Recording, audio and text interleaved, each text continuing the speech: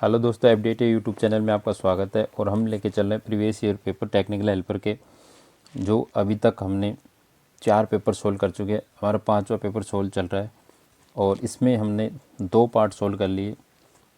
पिछली क्लास में हमने 50 क्वेश्चन सोल्व किए थे। आज हमारा नेक्स्ट है 51 क्वेश्चन। देखो 51 क्वेश्चन क्या है। उच्च चाल वाले अल्टरनेटरों अथवा टर्बो अल्टरनेटरों के लिए सामान्यतः किस प्रकार का रोटर प्रयोग किया जाता है? उच्च गति के लिए, ठीक है, सैलिएंट पोल, प्रोजेक्टेड पोल, स्मूथ सिलेंड्रिकल प्रकार, एवं भी दोनों, इनमें से कोई नहीं। जो हमारा है, ठीक है, सैलिएंट पोल जो होता है वो होता है कम गति के लिए। किसके लिए? कम गति के लिए। प्रोजेक्ट प्रकार पोल होता नहीं, डी होगा नहीं, इनमें से होने तो सी और ए में। तो इसका जो राइट आंसर हो जाएगा वो हो जाएगा सी इज़ राइट आंसर, ठीक है, जो उच्च गति के लिए प्रयोग किया जाता है 3000 आरपीएम के लिए। कितना? 3000 आरपीएम के लिए। नेक्स्ट क्वेश्चन की ओर आगे बढ़ते हैं। क्वेश्चन नंबर हमारा देखो 52 क्या कह रहा है? अल्टरनेटर का सिंक्रोनस रिएक्टेंस खालिस्तान के बराबर होता है आर्मेचर रिसाव प्रतिरोध, आर्मेचर का प्रतिरोध,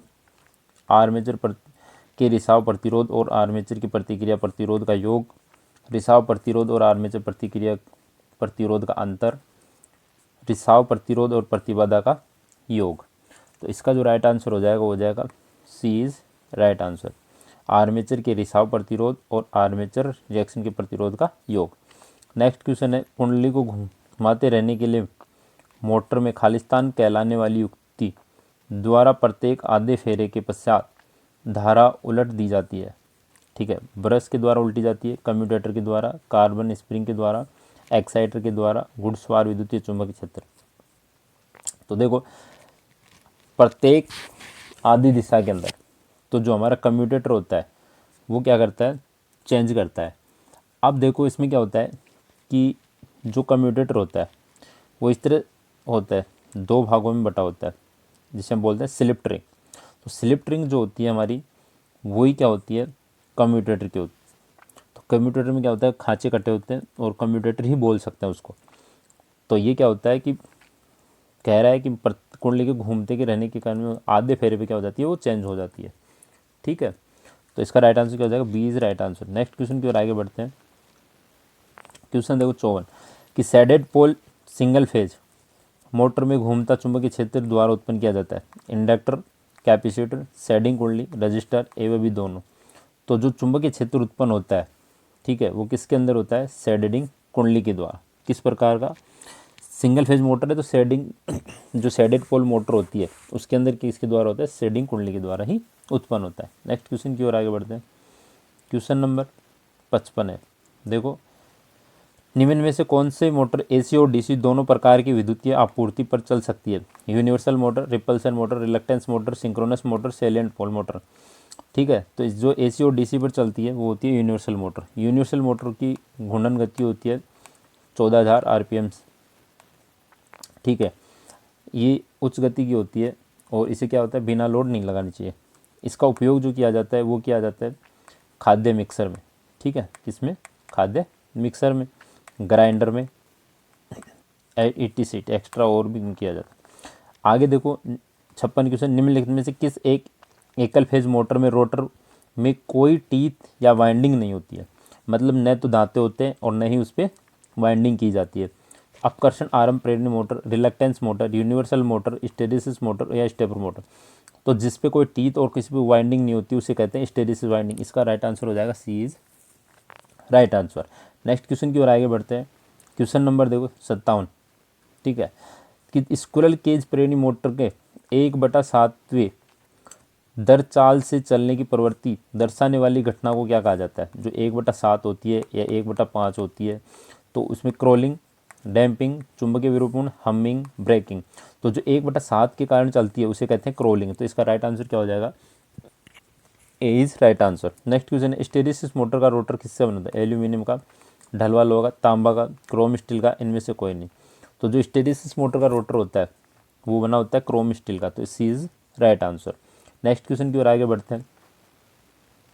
क्वेश्चन हमारा 59, प्रेरण मोटर में क्रोलिंग मुख्य किसके कारण होता है? कम वोल्टेज आपूर्ति के कारण, उच्च भार के कारण, मोटर में विकसित अनुकंप के कारण, मशीन के अनुचित डिजाइन के कारण, इनमें से कोई नहीं। तो जो मोटर में क्रोलिंग होती है, ठीक है, वो किसके कारण होता है?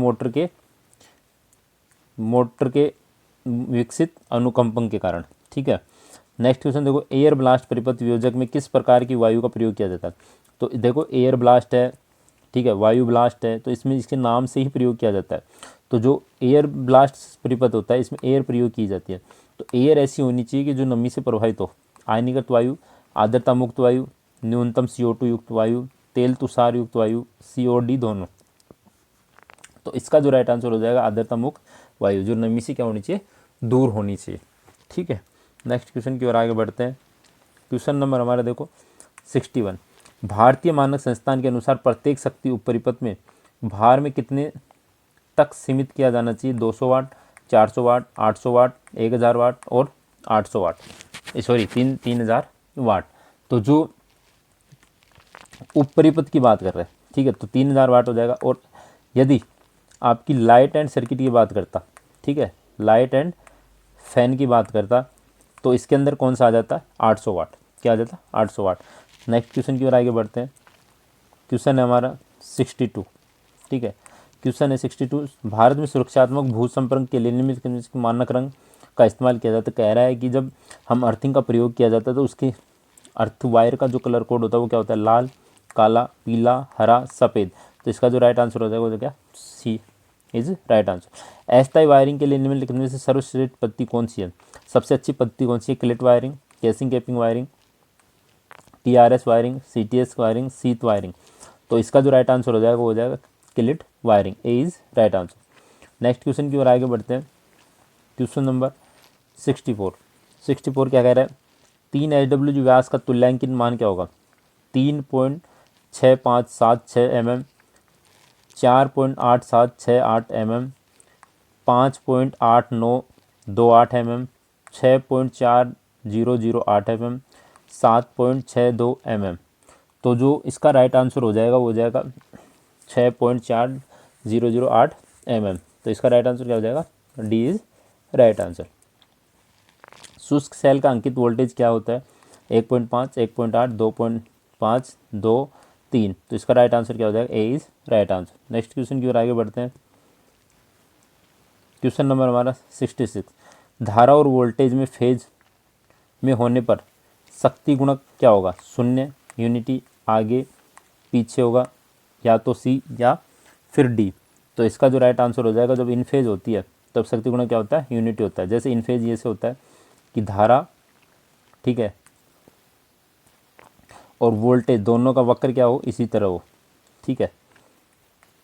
इसे कहते हैं क्या? इन फेज। ठीक है, ये धारा और ये वोल्टेज, तो ये क्या होगी? इन फेज। दोनों राशि क्या होती है? साथ साथ चलती है। नेक्स्ट क्वेश्चन देखो, SCSR संवाहक में स्टील तार का कार्य क्या है?